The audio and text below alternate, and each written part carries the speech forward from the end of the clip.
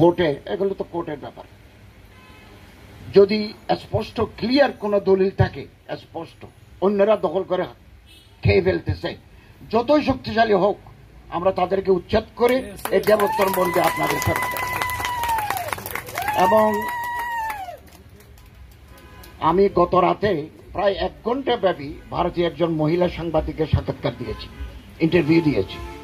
এর আগে দিল্লির আরেকটা নিউজ এজেন্সিকে আমি অনেকক্ষণ ধরে ইন্টারভিউ দিয়েছি। তারা বারবার আমার কাছে জানতে চাচ্ছেন যে বাংলাদেশের হিন্দুদের তথা ওনার ভাষায় মাইনরিটিসদের পারসিকিউশন কেমন।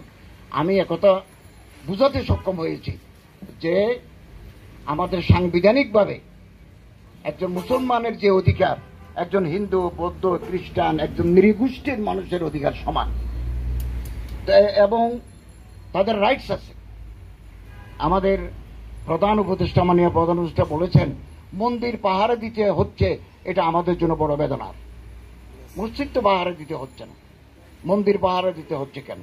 যখন একটা পলিটিক্যাল টার্মোইল হয়, চেঞ্জ হয়, তখন কিছু দুর্বৃত্ত, কিছু ডাকাত এই অন্যের সম্পত্তিতে তারা এনক্রোচ করে, তারা দখল করে নেয়, লুট করে নেয়। এরা দুর্বৃত্ত, এরা ক্রিমিনাল, এদের কোনো ধর্মীয় পরিচয় নাই। এই সমস্ত ক্রিমিনালদেরকে আমরা আইনের আওতায়, এক্সিস্টিং ল আইনের আওতায় এনে আমরা বিচার করি।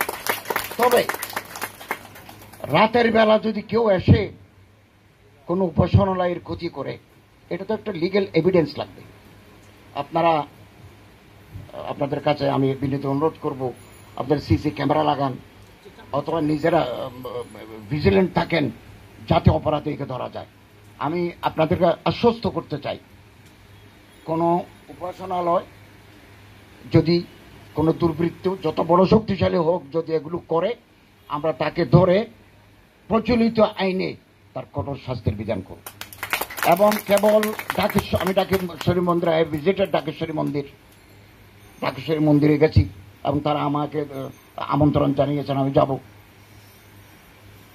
এবং চট্টগ্রামেও আমি এদিন বিভিন্ন ধর্মের মানুষদের সাথে বসেছি, আলাপ করেছি। সামনে দুর্গাপূজা, আপনারা যাতে রিলিজিয়াস ফারবার এবং অত্যন্ত আন্তরিকতার সাথে ধর্মীয় উৎসাহ উদ্দীপনায় আপনারা আপনাদের পূজা পার্বণ